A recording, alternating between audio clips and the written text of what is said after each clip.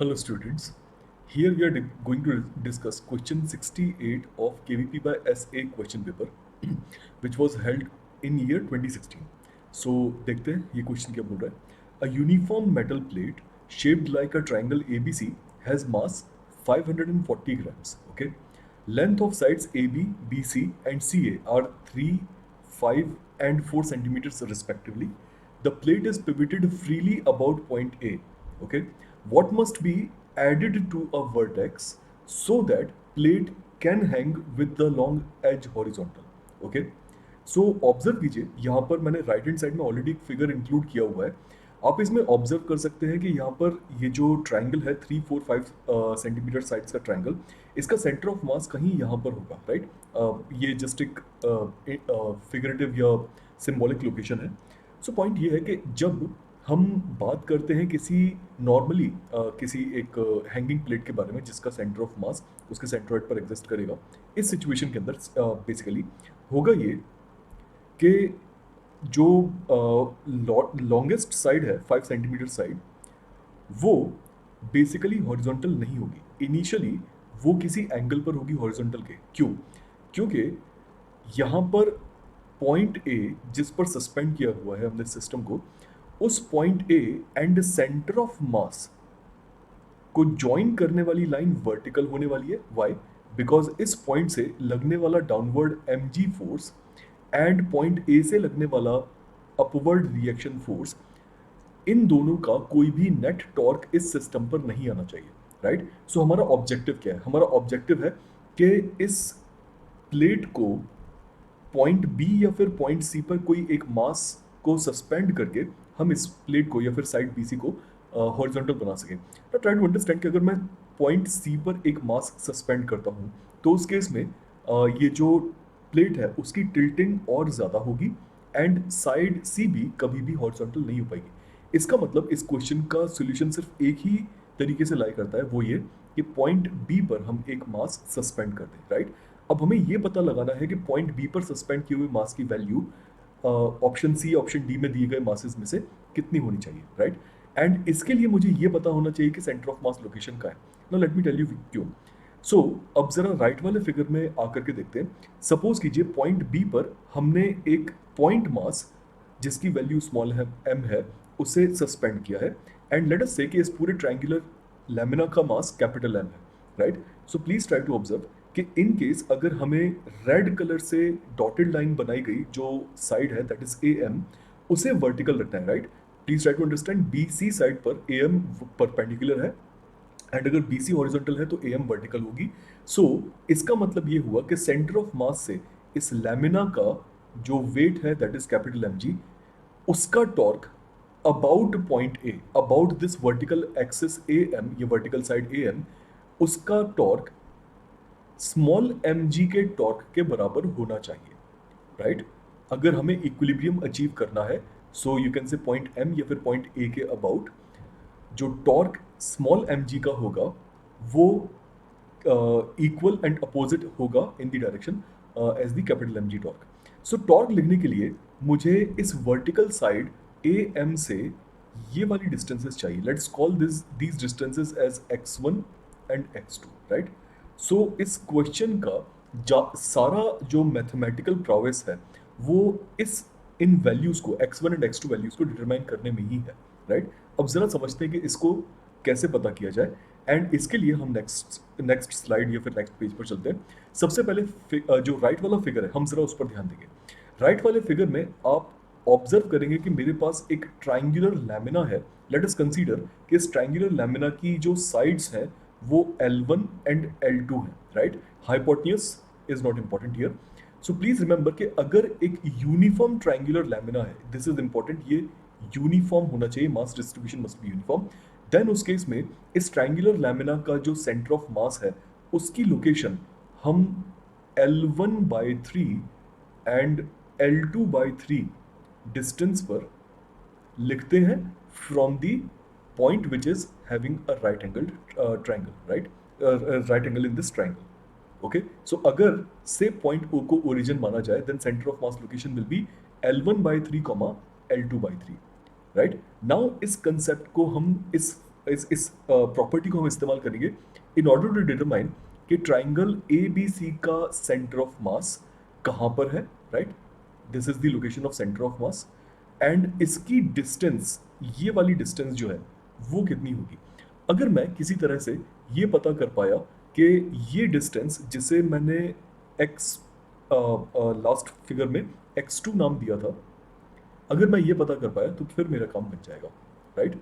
सो इसे पता करने के लिए जरा समझते हैं कैसे करना है। Please try to observe two very important triangles. मैंने क्या किया यहाँ पर, let me use a different colour here, just a second. So यहाँ पर ऑब्जर्व कीजिए इन ट्राइंगल्स को जिन्हें मैं ग्रीन कलर से हाईलाइट कर रहा हूँ। This is one of the triangle and another triangle is here, okay? So please observe कीजिए, मुझे सपोज कीजिए कि हम इनमें इनका नाम दे देते हैं। ये हुआ point P Q and this is R, right? And let's call this as N. So there are two triangles ANR and PQR. Okay, observe कीजिए यहाँ पर PQR में angle Q is 90 degree and ANR में angle N is 90 degree, right? Next फंडा क्या है, हमें पता है PQ length is the 1/3 of AB. AB length was given as 3 centimeters. AC length was given as 4 centimeters. So मुझे पता है कि PQ length is 1/3 of 3 centimeters. It means PQ is 1 centimeters long. Okay. Similarly, AQ is 1/3 of AC. AQ is 1/3 of AC. Hence, it will become 4/3 centimeters. I hope you might be getting this point. Okay. So, basically, यहाँ पर हमारे पास आ जाएगा कि PQ and AQ आ गया, right? Now, next point. हमें ये पता करना है कि RQ कितना है। मेरा ऑब्जेक्टिव ये है, मेरा ऑब्जेक्टिव NR पता करना है। सो इसके लिए मैं पाथ क्या चूज कर रहा हूँ, सबसे पहले मैंने AQ लिखा, राइट? समहाउ मैं यहाँ पर RQ फिगर आउट करूंगा। RQ फिगर आउट करने के बाद में मैं AR फिगर आउट करूंगा by subtracting RQ with AQ, okay? हम AQ में से RQ सब्ट्रैक्ट कर देंगे तो हमें AR मिल गया। वंस हमें AR की वैल्यू मिल गई तो देन ये एंगल अगर पता चलता है, राइट? एंगल R अगर हमें पता चलता है ANR के ट्रायंगल के अंदर, तो हम NR पता कर सकते हैं। NR will be equal to x2। So this is my strategy, right? So observe कीजिए, मुझे पता है कि यहाँ पर ये ट्रायंगल 3, 4, 5 सेंटीमीटर्स का ट्रायंगल है एंड देयरफॉर ये एंगल 53 डिग्रीज होगा। Let's mark this as double angle and angle C 37 degrees होगा, राइट? नाउ ऑब्जर्व कीजिए, अगर एंगल 37 डिग्री है angle C, then look at the triangle R C and ये lowest point, let's call this point as T.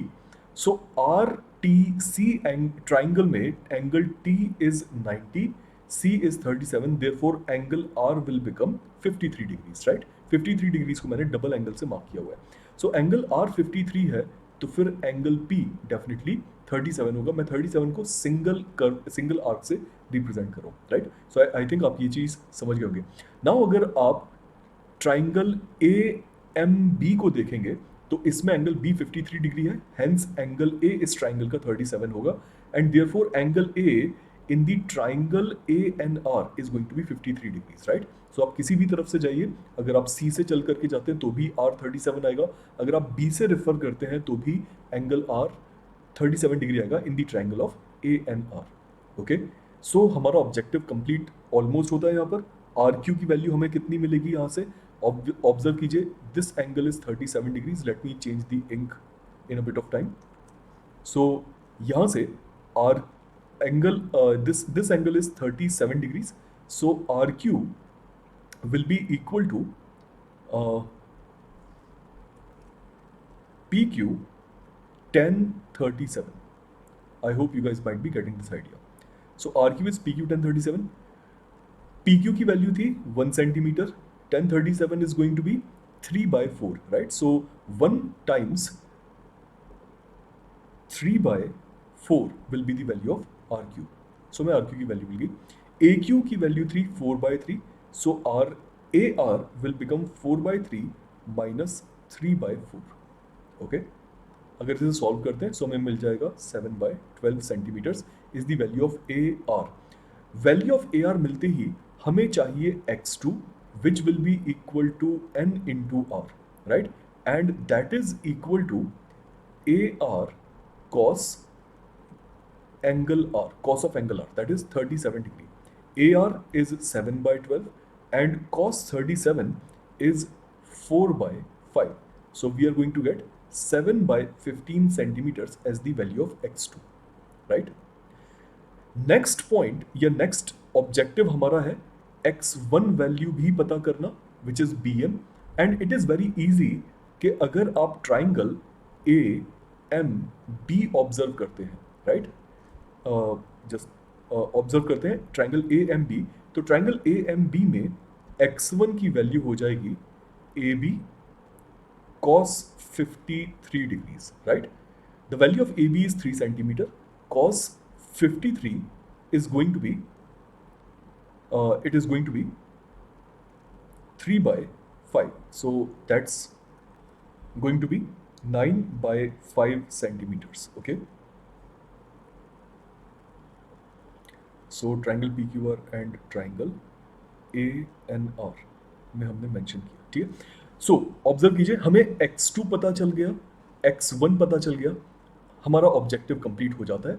यहाँ पर अगर हम previous slide में जाते हैं तो हम यहाँ से अब इक्विलिब्रियम की कंडीशन के दौरान टॉर्क इक्विलिब्रियम लिख सकते हैं अबाउट एक्सिस AM या फिर पॉइंट A या फिर पॉइंट M, बिकॉज इक्विलिब्रियम की अगर हम बात करें सो अगर रोटेशनल इक्विलिब्रियम या टॉर्क इक्विलिब्रियम एग्जिस्ट करता है तो वो किसी भी पॉइंट के अबाउट करेगा, राइट? अगर बॉडी रोटेट नहीं कर रही है तो किसी भी पॉइंट के अबाउट देखिए वो रोटेट नहीं करेगी. So that is why I am saying कि पॉइंट A लीजिए या point M, doesn't matter, torque equilibrium will still exist. So therefore mg into x1 will be equal to capital MG times x2, right? g cancels out, हमें small m की value पता लगानी है, so small m की value हो जाएगी capital M x2 divided by x1. Capital M is the total mass of this triangle, which is 540 multiplied by x2. Do you remember x2 की value थी 9/5 and x1 थी 7/15. So we've got 9/5 times 7/15, जो कि denominator का numerator बन जाएगा कुछ इस तरह से, राइट? जब आप इसे सॉल्व करेंगे, when you will solve this entire equation, you will be getting 140 grams as the final answer. Okay? So I hope आप सभी को ये समझ में, my bad, I think x2 यहाँ पर x2/x1 मैंने गलत वैल्यूज पुट कर दी, दैट इज 7/15 टाइम्स 5/9. सो जब आप इसे सॉल्व करते हैं फाइनली आपके पास में 140 ग्राम्स आंसर आता है. Okay, I am leaving this calculation for all of you guys to check and confirm, and I hope आप सभी को कुछ बहुत इंपॉर्टेंट फंडाज यहाँ पर समझ में आए होंगे इस क्वेश्चन के through.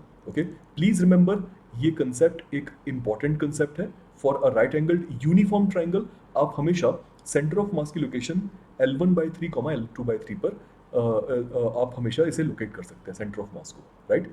So this is the end of this video, and अगर आप वेदांतु इक्विलिब्रियम के बारे में और ज़्यादा जानना चाहते हैं तो देन प्लीज़ इसे गूगल पर सर्च कर सकते हैं. Best of luck.